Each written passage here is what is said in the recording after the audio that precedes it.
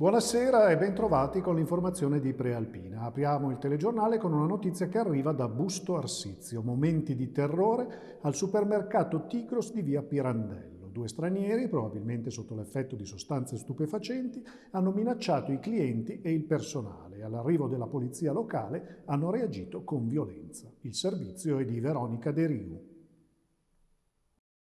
Arrivano verso sera al supermercato di Viale Pirandello. Hanno volti conosciuti perché spesso bazzicano da queste zone al supermercato. Sono conosciuti appunto dagli addetti del supermercato perché fanno caos, confusione, come è successo giovedì sera quando due uomini di nazionalità marocchina hanno minacciato madre e figlia e altri clienti, oltre agli addetti del supermercato, e sono stati bloccati dalle forze dell'ordine. La polizia locale di Busto Arsizio che è intervenuta sul posto. Un parapiglia, tanto spavento, alla fine sono stati portati al comando di Via Molino, ma subito dopo sono stati rilasciati con una denuncia a piede libero. Non è stato convalidato il fermo.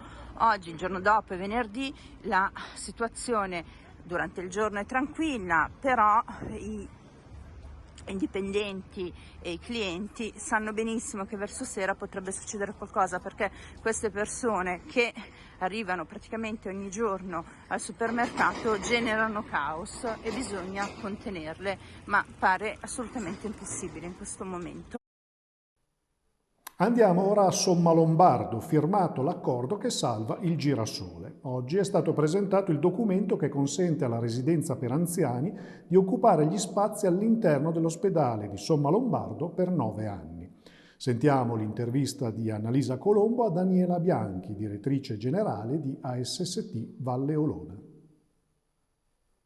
Il girasole rimarrà nei due piani attualmente occupati sempre dalla Fondazione Girasole, che sono investiti degli interventi della sicurezza per l'antincendio insieme ai due piani sottostanti che sono di ASST, dove andranno due ospedali di comunità previsti dal PNRR, finanziati dal PNRR, con 20 posti letto l'uno, quindi saranno 40 posti letto di ospedali comunità, che soddisfa completamente il fabbisogno della popolazione di tutta la SST Valle Olona, perché c'è uno standard fissato dal decreto che prevede un posto letto ogni 100.000 abitanti. Quindi con gli ospedali di comunità diciamo che andiamo a potenziare tutta l'offerta sociosanitaria, riabilitativa, di degenza subacuta, diciamo, non di degenza legata all'urgenza, e sarà uno sbocco importantissimo per il nuovo ospedale unico di Busto e Gallarate. Aziende in crisi e occupazione a rischio. Da Varese l'appello del PD al governo. Ascoltiamo il segretario provinciale Alice Bernardoni e il consigliere regionale Samuele Astuti. Non possiamo più aspettare e dobbiamo fare un grande lavoro di squadra per dire al governo che è necessario prendere delle decisioni, prendersi la responsabilità della scelta e finalmente agire. Non possiamo lasciare i lavoratori nell'incertezza, sono tantissime le crisi aperte in provincia di Varese, sono tantissime le persone che rischiano il posto di lavoro. Noi a tutti i livelli agiremo per chiedere al governo di agire e di prendersi le proprie responsabilità. Ci si aspettava per la Regione Lombardia e per la provincia di Varese un periodo oggettivamente complicato. La Regione e il governo invece hanno fatto finta di nulla e stanno trattando questo tema come se fosse esclusivamente un tema di emergenza e quindi dando risposte assolutamente parziali e insoddisfacenti. La cosa che noi chiediamo invece è che si torni a parlare veramente di politica industriale e che si abbia il coraggio di fare delle scelte chiare. Dire che Regione Lombardia deve eccellere in tutto dal punto di vista della politica industriale è assolutamente irrealistico e irrealizzabile. Che la politica torni ad avere il coraggio di fare delle scelte chiare, sceglie quali saranno i settori strategici per il futuro della nostra regione. Domenica 15 dicembre ci sarà il congresso della Lega in Lombardia. Massimiliano Romeo è il candidato unico. Sentiamo l'analisi politica del collega Pasquale Martinoli.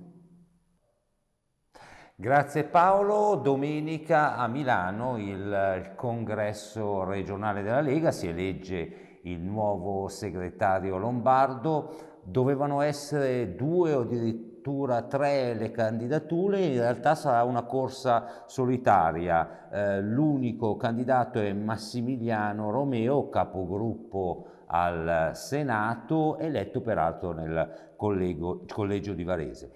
Che cosa significato ha questa corsa solitaria? È un messaggio ovviamente di compattezza che vuole dare la Lega in un momento delicato, con tante sfide, tante insidie, a cominciare dalla sentenza che ci sarà probabilmente il 20 dicembre nel processo a Salvini, ma passando poi per un discorso di referendum sull'autonomia differenziata e altro. Sulla prealpina in edicola domani un'ampia analisi, un ampio approfondimento, ascoltando anche le valutazioni politiche su quella che deve essere la linea politica da parte del segretario provinciale Andrea Cassani e del segretario cittadino Marco Bordonaro. Vi raccontiamo insomma personaggi e retroscena. A Malpensa è stato inaugurato il parcheggio da 154 stalli per gli autotrasportatori di Cargo City. Sentiamo le parole di Paolo Dalla Noce, manager di Cargo City, intervistato da Paola Grimaldi. Le immagini sono di Andrea Cogotti dell'agenzia Blitz. Noi di SEA consideriamo questa infrastruttura molto, molto importante, in particolare noi del cargo la attendavamo con ansia, perché comunque è un progetto che è stato gestito negli ultimi 4 anni e ha visto la realizzazione con un'accelerazione fortissima in questi ultimi mesi. Ci sono delle giornate di picco in cui abbiamo più di 600 camion che gravitano su Malpensa, con degli ovvi problemi di circolazione e di sicurezza nelle aree antistanti i magazzini di prima linea, quindi questo è un buffer che consentirà di drenare, creare delle posizioni sicure per il traffico pesante, quindi per i camion che hanno necessità di attesa o di lunga sosta ci sarà una soluzione qui disponibile, non solo per i camion ma con un edificio tra l'altro molto moderno ed efficiente per gli autisti, quindi rappresenta sicuramente un'ottima opportunità per noi, è anche un ottimo esempio a livello nazionale, siamo il primo aeroporto che si dota di una struttura del genere e quindi veramente un bel giorno per noi del cargo. Torniamo a Varese, dove è stato presentato il calendario 2025 di Uniascom, dedicato alle attività storiche della provincia. Il servizio è con le immagini di Angelo Puricelli.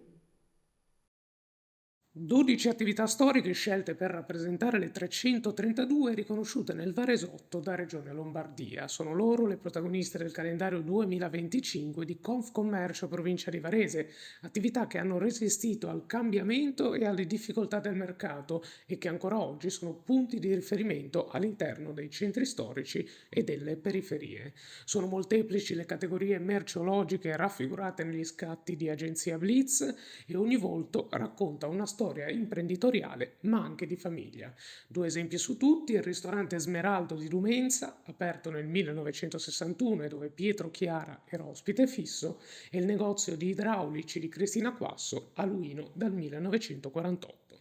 Il calendario, stampato in 8.000 copie, sarà un regalo per gli associati di Uniascom. Ora gli spettacoli. Beatrice Arnera è stata protagonista al Teatro di Varese con Pronto Freud. Il servizio è di Diego Pisati, le immagini sono dell'agenzia Blitz. Con una madre a metà strada tra Vanna Marchi e Mara Maionchi e un padre Vittorio Bicefalo tra Feltri e Sgarbi, la partenza è in salita. Almeno stando a quanto racconta Beatrice Arnera, che ieri sera, con Pronto Freud, ha trionfato in un teatro di Varese stracolmo. Capace di capitalizzare al meglio i graffi di una vita con molte ore passate in analisi, l'attrice e autrice ha ripercorso pubblicamente i suoi 29 anni con ironia e autoironia. 2 ore da mattatrice, padrona del palco e dei tempi comici, applauditissima anche da Max Cangioni in platea. Sa recitare, muoversi e cantare, mischia alto e basso con disinvoltura. Peccato che ogni tanto scivoli pericolosamente in area Pucci e metta in bocca al povero Sigmund una parola di troppo. Lo sport basket. Varese è decisamente in affanno, ma l'amministratore delegato Luis Scola non perde l'ottimismo. Sentiamolo nell'intervista di Giuseppe Sciascia. La situazione non è buona, la squadra non sta giocando bene, i risultati non sono buoni. E chiaramente siamo preoccupati, io occupati a cercare di come possiamo sistemarlo. Alla stessa volta di che pensiamo a quello, tutti, che lo abbiamo detto tutti, anche pensiamo che appena ha successo un terzo della stagione e mancano ancora 20 partite e che se noi aspettiamo di essere qui in un'altra situazione, in questo punto della stagione, sappiamo anche che manca tantissimo e che tutto può cambiare per bene, per male anche, però siamo ottimisti che potrebbe cambiare per bene. Quindi siamo occupati a cercare una soluzione e come possiamo migliorare. Ora la linea va al collega Antonio Triveri per le anticipazioni delle notizie che troverete sulla Prealpina di domani, in edicola e in formato digitale. Buonasera, sul giornale di domani l'intervista di Emanuela Spagna all'assessore allo sviluppo economico di Regione Lombardia Guido Guidesi sulla crisi Beko. In più pubblichiamo un'esauriente tabella sulla galassia del gruppo turco nel mondo. Su Busto Arsizio invece spieghiamo la riqualificazione del centro storico per una città più vivibile e più pedonale. A Gallarate intanto presentiamo il progetto della Cittadella dello Sport, mentre a Legnano illustriamo i numeri del fenomeno migratorio con tutte le iniziative messe in campo dal Comune su un tema molto sentito dall'amministrazione Radice. Infine le anticipazioni sull'intenso weekend sportivo. Da ricordare che da domani mattina sarà disponibile su tutte le piattaforme web e social l'ultima puntata delle retrospettive di sport sulla grande impresa europea dei maschini dell'hockey. Grazie Antonio, si conclude così il nostro telegiornale. L'appuntamento con l'informazione di Prealpina è per domani alle 19. Buona serata.